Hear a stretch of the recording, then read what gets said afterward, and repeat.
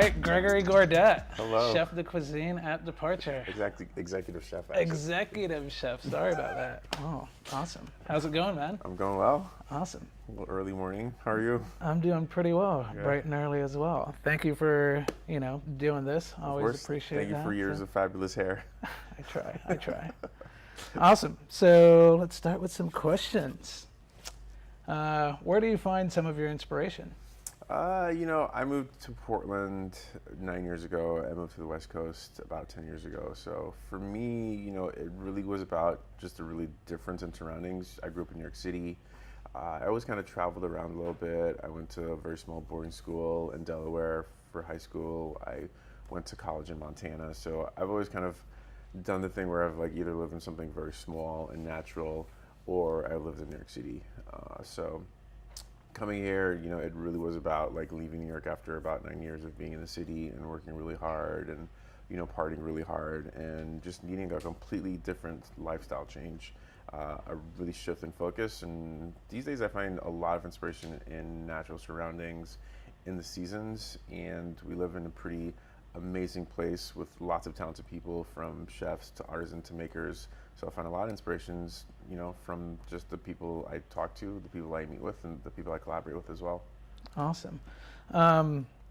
Tell me a little bit about your journey of coming here. So you said you spent a little bit of time in Montana and then you came to Portland? Or? Indeed. So actually I, left New York, going into high school, urban Queens, grew up, absolutely, African American neighborhood. My whole family's from Haiti, so that was really all I knew.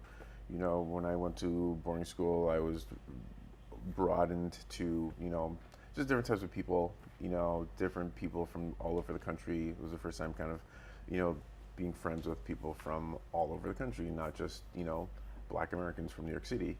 So, that kind of opened my eyes to the rest of America in a lot of different ways, and inspired me to kind of want to travel a little bit more and to kind of break the New York bubble, as a lot of New Yorkers do. A lot of New Yorkers never leave New York because New York's great, but I started leaving early, so I kind of got a taste for, the rest of America.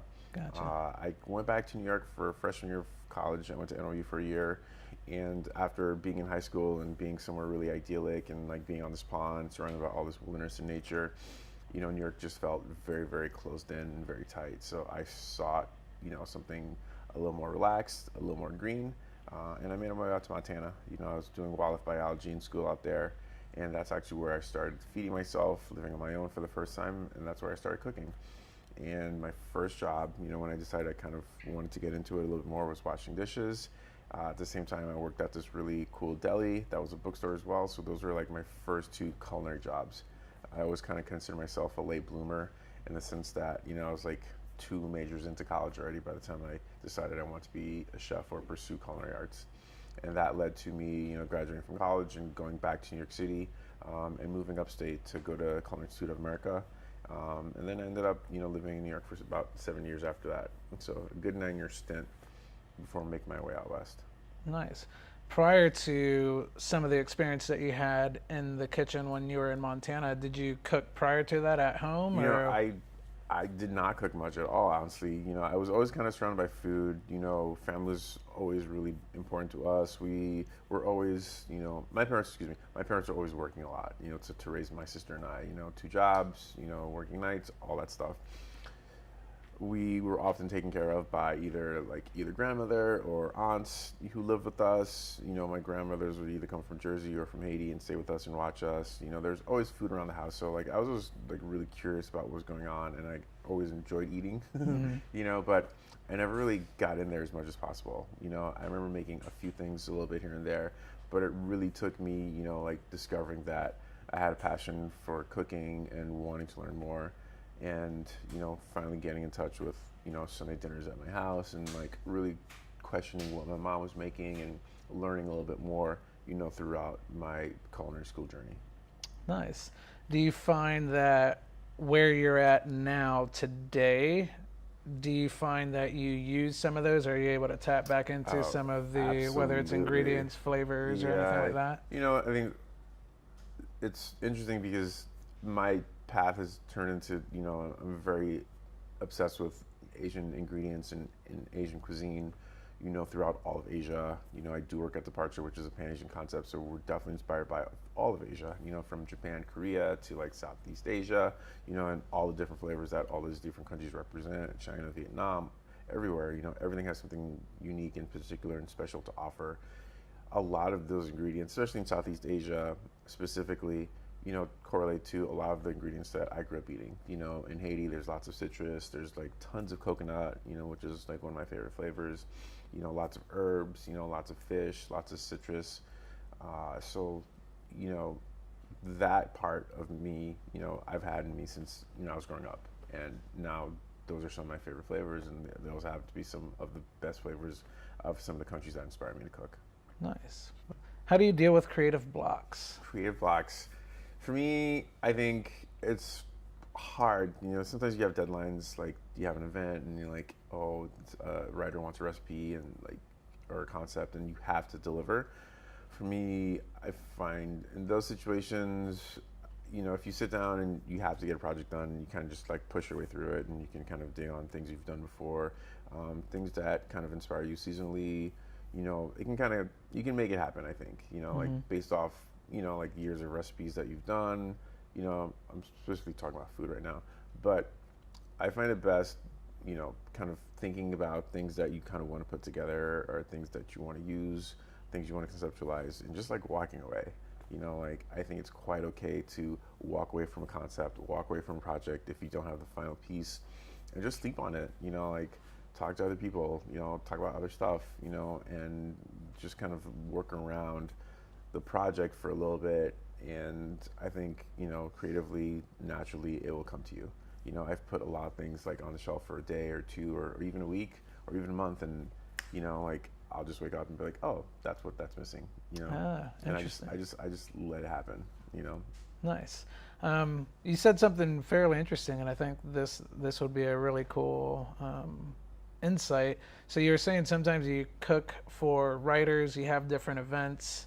What are the differences between when you're at the restaurant and you're cooking here as opposed to if you have to do an event for something? I know you were just doing something for like the James Beard Award. What are the differences like whenever in the the complexities that come with cooking at so many different types of events as opposed to being, in a sense, you would call at home here? So we are extremely busy, both in the restaurant and out of the restaurant. So we have a pretty big team to just help make it all happen. I have a really wonderful management team. I have a chef de cuisine. I have 2 sous chefs, and I have 2 lead cooks that 100% help us just keep the ship moving. When I'm here, it's extremely busy at Departure. We are a high volume restaurant. We offer, a very high level of service, a very high level of product.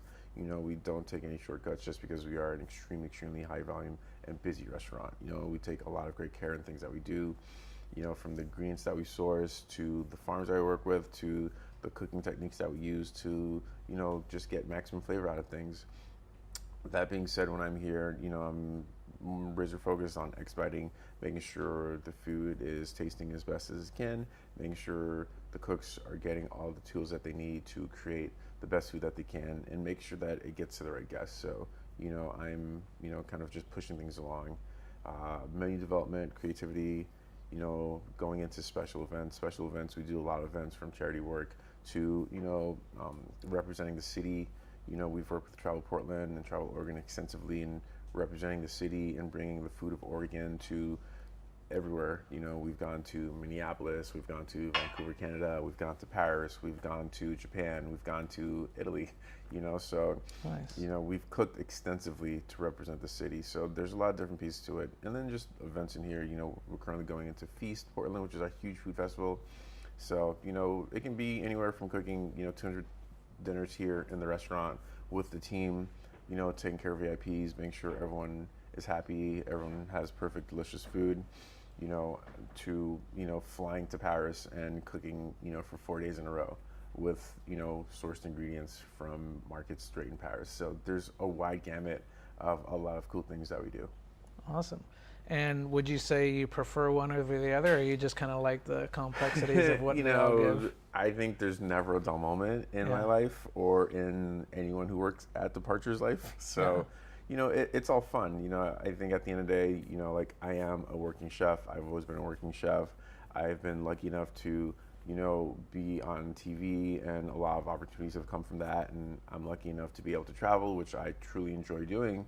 But at the end of the day, I find great joy in working alongside with the cooks and, working alongside with my management team and, just cooking beautiful organ ingredients and being inspired by all these amazing Asian flavors and connecting with guests here at the restaurant. Nice. One thing that you touched up on, how important is your relationship where you source? Where do you source all your ingredients? How important is that? So, one of the first things I used to do when I moved here was just literally sit in the farmer's market and just watch everything. Because growing up in New York City and having the first 10 years of my culinary career in New York City, we did not have the bounty of ingredients that we have here, and not to throw any shade, but I did just go to, Union Square Market when I was just recently in New York, and it's amazing, but honestly, it does not compare to what we have here in Oregon. Yeah. Yeah. It's just, we're very lucky to have the weather that we have here, the climate, the soil, all the growing areas that we have here.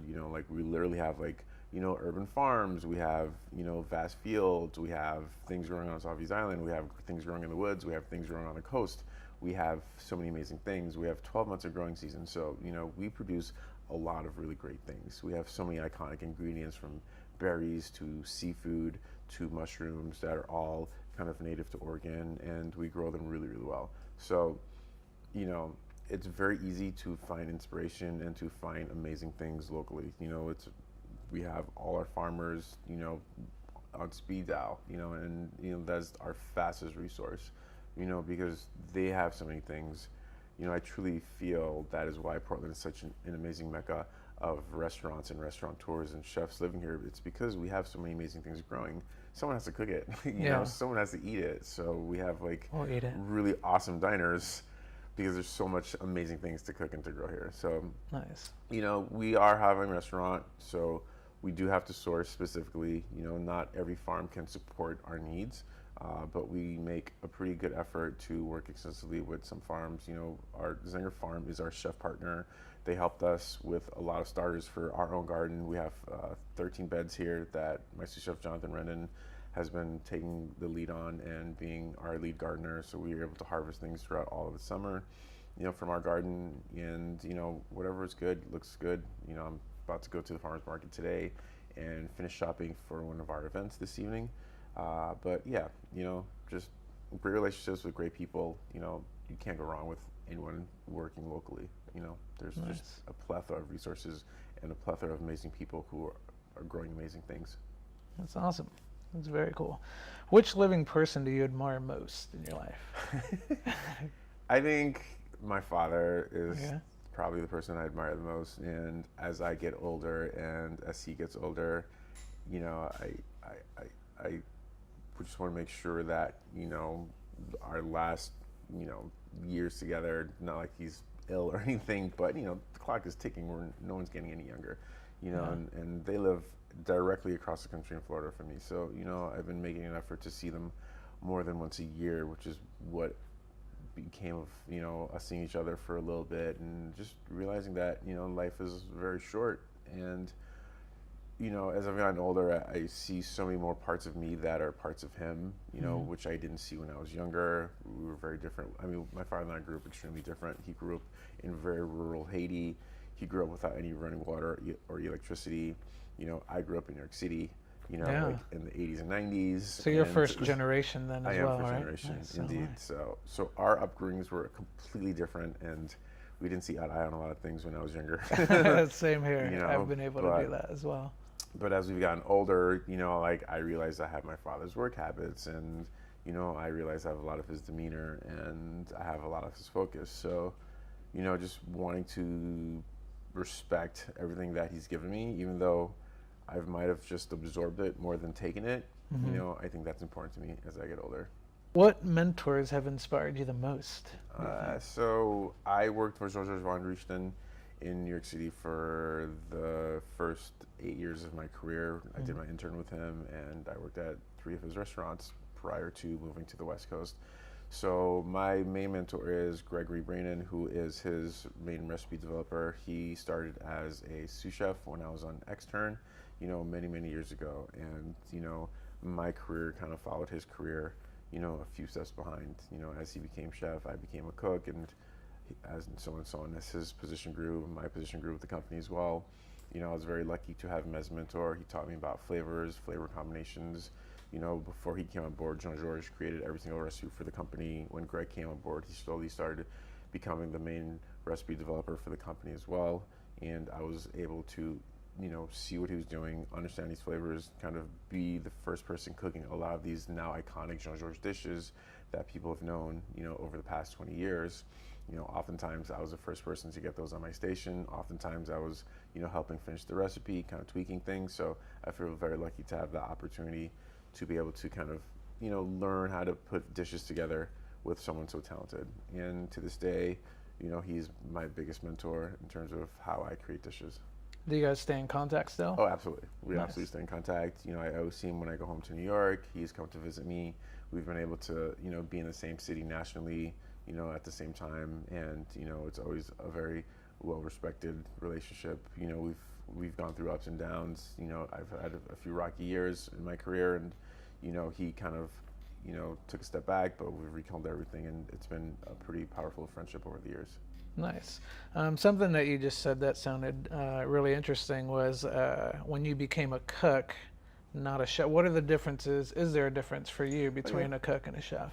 I mean, it's a title. It's definitely a title. I think, if you are a cook, you're on the path to become a chef. If that is what you desire. But for me, my first chef job as an official title, was well. First, I started as a sous chef. 3 years into working at Jean-Georges. So exactly 3 years after culinary school, I got my first sous chef job, and then a year and a half after that, I became a chef de cuisine, which is my first true chef job, where I was running a whole restaurant by myself. Nice. How was that? It was good. It was good. It was actually a restaurant called 66. So my first chef job was at a modern Chinese restaurant. Oh, no way. So again, kind of adding on to why I work with Asian flavors so often. Yeah. That's part of what I do. So it was cool. I worked with a bunch of Chinese cooks. I learned how to use a wok. We were, right outside of Chinatown, and I kind of learned some of those flavors right from then and there from people who knew what they were doing. So it was interesting, and it was a good learning experience for sure. Nice. Another thing that you said you had a couple of rocky years. Do you feel comfortable talking about that? Yeah, of course. Awesome. All right. I partied hard. I love electronic music. I love staying up late. That's something I've always done ever since I was in high school and college. Yeah. And we used to go to raves. We used to throw raves in Montana. I was, in my Those are the days with late Katie. teens, early 20s, right at the height of designer drugs. So you were designing a lot. Designing a lot. So, everyone, has fun in life. I took it a little too far. People slow down. All my friends around me slowed down. I did not slow down. I was always pretty much the last person at the club, the first person after hours, one of the last people at after hours, where it gets really, really shady, especially if you're in New York City. Yeah. So I definitely, made my way around the block. I actually ended up in rehab for alcohol and cocaine addiction. Still took some time to figure it out, but it was 7 years. I can count, 7 years of, just drug abuse and alcoholism and making some poor choices and, like going from job to job and, not working at the best places and, a couple places I don't put on my resume, Just to get by, to keep you in the party scene. I moved to Portland and, I decided I wanted to change. I was going into my early 30s and, I felt like I had kept moving for the past couple of years. I lived in California, I moved here. I was going from job to job a little bit more than normal because, like the most of my resume is, like years and years of working at restaurants, like 9 years here, like 8 years here. So I just, again, Portland is a very special place for me because this is where I decided who I wanted to be. A lot of that is still defining itself because you can't really control everything in life, but, I knew I needed to make some changes, and this seemed like the perfect place to make those changes. A lot of things fell into my lap. Actually, when we met, when I worked at Saucebox, and you worked next door, I walked in and my sous chef was sober, and it was the first time I had really talked to someone who hadn't drank in years. I'd never had anyone in my life who hadn't drank in years prior, and it seemed like an interesting lifestyle. And I made some tough decisions, and I got sober, in Portland 8.5 years ago. Nice. While working at Saucebox, and I just changed my life around, and I have Portland to thank for that. So it's been good. That's awesome. Yeah, I remember those Saucebox days. I think I was going through my party stage at that point, and then I was just Poo-poo a platter.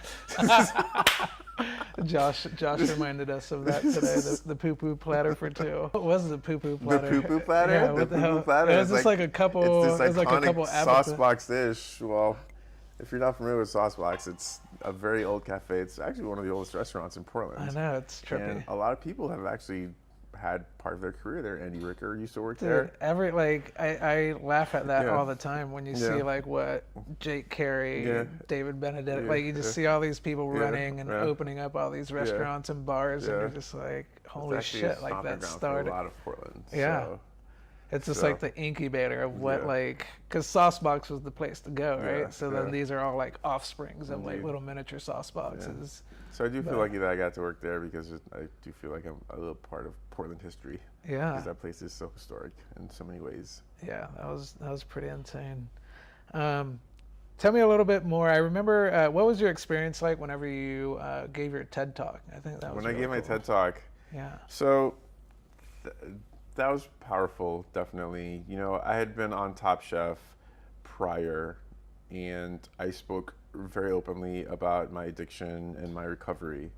So I felt at that point it was all out there. Like almost 2 million people watched that show. So I felt like it was really out there. And doing things like that, there's like a healing process that comes with getting sober, and like kind of getting over the shame of a lot of things that you've done, and kind of letting go and moving into the future and letting go of the past.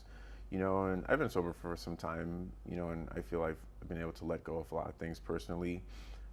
But to be able to be so open on such a national platform, I think was very freeing for me. So I felt there was one more layer that I could peel from my story and go into kind of some of the details that I didn't talk about on Top Chef, and maybe some people didn't know about me as well. So, the topic of me getting sober came pretty naturally to me because I wanted to speak about something I truly understood really well. I wanted to speak about something that truly dealt with me, something I didn't have to research, so it could be very heartfelt and very emotional. And, I wanted to deliver a very powerful speech on something I knew a lot about, and I shift focus onto myself. So, I was brutally honest about like some of the choices that I made when I was on drugs, and some of the things that went wrong, and the steps I took to get better. So it was. I think that's actually the biggest TED Talk in the world because it's 3,000, and it's bigger than most TED Talks or TEDx's globally. Yeah. So it was.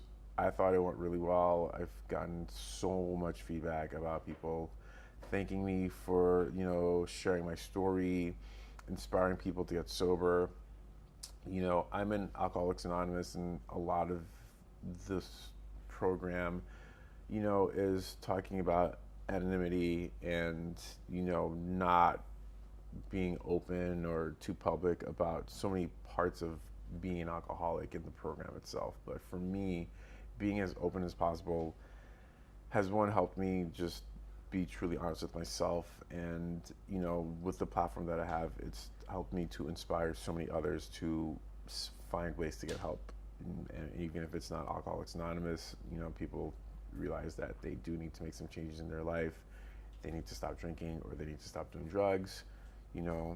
people have responded really well, and I'm as public as possible about all of it because I feel I do have a platform, and if it helps people, I think that's extremely important, and I'm giving back, for all the years that I took away from my life, making some poor decisions. I think by giving back and inspiring people to look into themselves and for them to get sober or make some great life decisions that help them along, I think that's a good thing. Awesome. Yeah. No, I think that's rad. How has your life like changed since that TED Talk? And then obviously you've been on like every damn Well, I think, television show yeah, possible TED now. Talk was So awesome. I felt, very, it's just a cool thing to be selected to do and to be able to prepare a speech like that. And I'm extremely shy, even though I'm like, no way. even though like I'm very social on media and like I've done a lot of TV, I'm extremely shy. I don't necessarily like a lot of crowds. I love going to like big parties, and so Yeah, I was there's gonna like say. a little bit of on and off. But in a perfect world, like I would probably just like not talk to anybody and be in the woods by myself. There you go. So Speaking of the woods, yeah, I think we both like to dabble in we the do. woods. We do. Although You're out there. you run through everything, Yeah, I I like like to take run my through. time and like climb up Yeah. and everything like Yeah. that.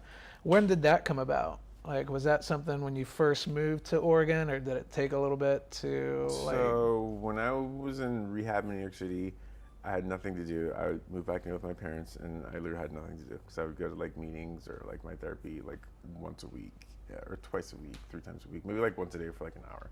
So I had nothing to do but just like sit there. So I started running, and I would run like 2 miles in Queens, and it was awful.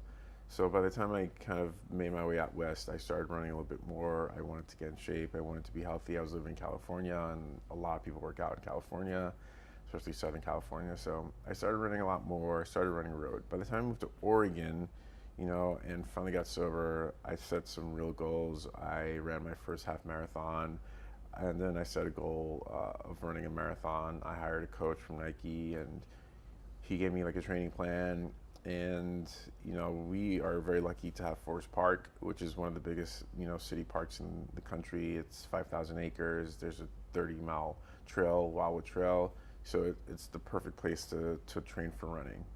And I ran road for a long time, and I transitioned into a trail running. I wanted to just kind of break away from the noise and the craziness of the kitchen, and the hundreds and thousands of people that we serve annually, and it became a place where I could go and just enjoy quiet and exercise and push myself. So, coupled with the Gorge, which is one of our, most fantastic resources as well, I would run there, and, I would literally climb a mountain in a day, and it felt so liberating and challenging and amazing. So, the natural aspect of it all was really what kind of kept me going. And kept me wanting to run further. For a long time, I just wanted to be as fast as possible and do all these marathons. But then I realized, that's really not what I wanted to do. I really just wanted to run to, slow down and just be outside and be by myself or be with a friend or two and not talk that much and just kind of enjoy the natural surroundings. So it's been really wonderful. But that's definitely something that started since I moved to Oregon. Awesome. Yeah, no, that's rad. Do you find sometimes when you're running or when you get to the top of a mountain and it's just kicking your ass all the way through it, it's one of those things where once you get there, do you use that when you get into like stressful situations at work or, absolutely. you're like, wait Yeah. up, I did Mountain Defiance, right? And Yeah. then it's just like you go from there, you're like, oh, I can totally do this. I mean, like running is very much so a metaphor for a lot of life, and when I'm running a lot, I can I like calculate miles, and you will go mile by mile, and you reach a halfway point, and you go back. And for me, I kind of tackle big projects the same way, bit by bit. There's a halfway point where you realize you're almost done. You can head towards the end and finish the project. So for me, being a runner and being a runner outside, just the repetition of it all, I think helps me deal with life in many ways, because life is extremely repetitious. A lot of parts of my career and my job are extremely repetitious. To get good at anything, you have to do it constantly, repetitively.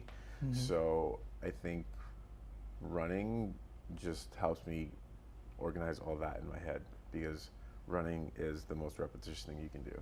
And if you keep doing it, you get better. And that is true with everything in life. Nice. I got to give you a little bit of shit with this. Have you ever ran the wrong way? Oh yeah, yeah, yeah, totally. Yeah, I remember whenever I, you came in and you were just like, I don't know, I'm not sure if it was 50 miles or 100 I was miles that trying you to, ran yeah, in the I wrong way signed up of a for a 100 marathon. mile race, Yeah, which got canceled. let's go into that. Yeah, it was like the height of my trail running career. I was like, I'm doing a 100-mile race, signed up. I had like a 300 miles? team, Jesus 100, Christ. Oh, 100, still. We had my 100 miles. crew. A storm actually came in, and we had to cancel the race. So I got to mile 50 before we had to cancel the race. But, you know, I'm from Queens, so like, I'm We'll still give you learning that. about the woods.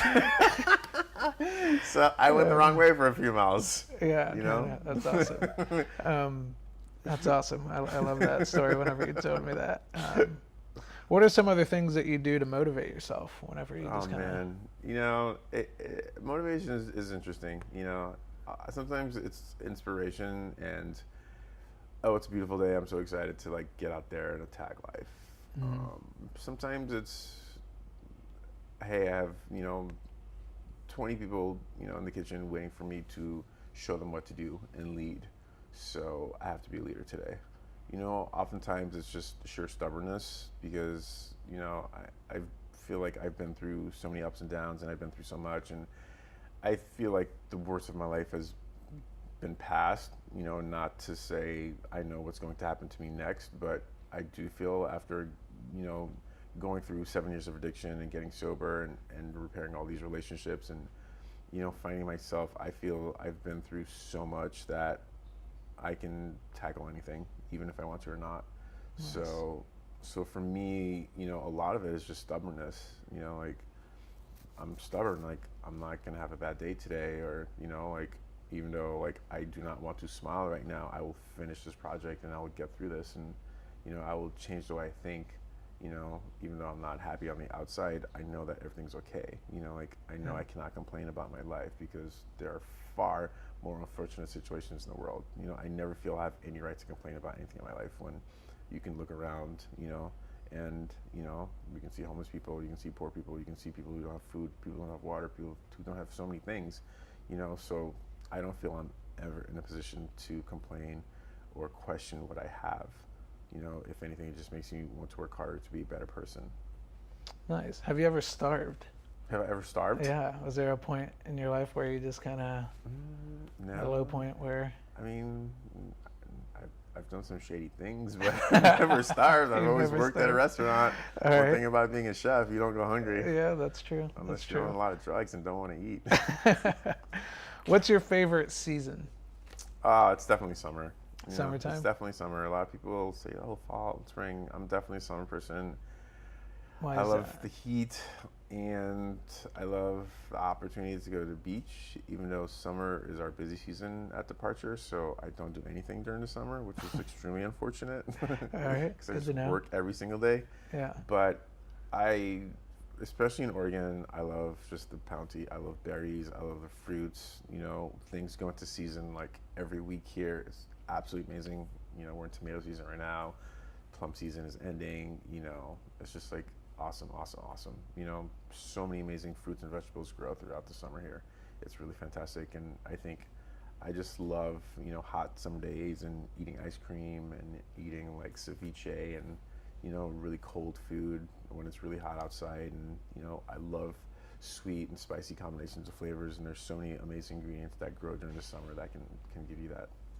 Is there a season that you dislike least, or No, are they just kind of all... it's just, winters here have been a little bit milder. Mhm. I think if I were to move somewhere like the East Coast or something that had a lot of snow, I don't think I would be as happy as I am here, Mhm. where it's just kind of rainy and 40 degrees and you can still carry on with your life. I think although with climate change we're seeing a lot of snow in Portland. Just a little bit. Yeah, Just yeah. a little bit. You have nieces, yeah? I do. How are they? What are their names? And They're Morgan and Emery. all right. They are 5 and 4. They are absolutely adorable. I love them dearly. We have an awesome relationship. That's cool. They're currently moving from New York to Atlanta. Oh, okay. So Nice. it's kind of sad that I'll have no nuclear family in New York anymore. So, Or you just have the chef world yeah, up there. Well, I do have like a lot of old friends, so Okay. so it will always be home, no matter even. Do you get to cook with them, or whenever you go back home, do you kind of get for them? them, you know. They don't get in there and mess around with you. No, there's not a lot of cooking in the kitchens when I go home. I mean, there's in New York City. There's like a million fantastic restaurants. Yeah. So for sure. honestly, like I really don't cook for myself often at all. Yeah, You know. I can second that. I don't think I've cooked You know. in 8 years. Or But something we like live in that. Portland. There's so many amazing restaurants. You Yeah. know, I can't even keep up anymore. You know, so I want to eat out and see what other people are doing. You know, even around the country and around the world. What consumes your thoughts? What consumes my thoughts? Yeah. I don't know. Try to figure out how to work less. There you go. Yeah. That's always. Trying to get through all my responsibilities and trying to make sure my team is happy and seeking balance. It's been hard. You know, it's being a chef at an extremely busy restaurant with a lot of duties and responsibilities and obligations and asks. You know, it's hard. You know, and I want to be there for a lot of people. I don't want to say no, but at the same time, I work like 12 to 13 hours a day at the restaurant, so that does not leave a lot of time for extra things. So Yeah. I'm still trying to figure out how to work less. That is a That goal. work-life balance. That is a goal, yeah. Awesome. Well, thank you for your time, Greg. Of course, E. Appreciate it. My and, pleasure. Have a good rest of your day, and have fun at Feast. Thank you very much. We'll do this again See you in soon. a couple months. See you in the chair. Yeah, so I'm good to see you in the chair.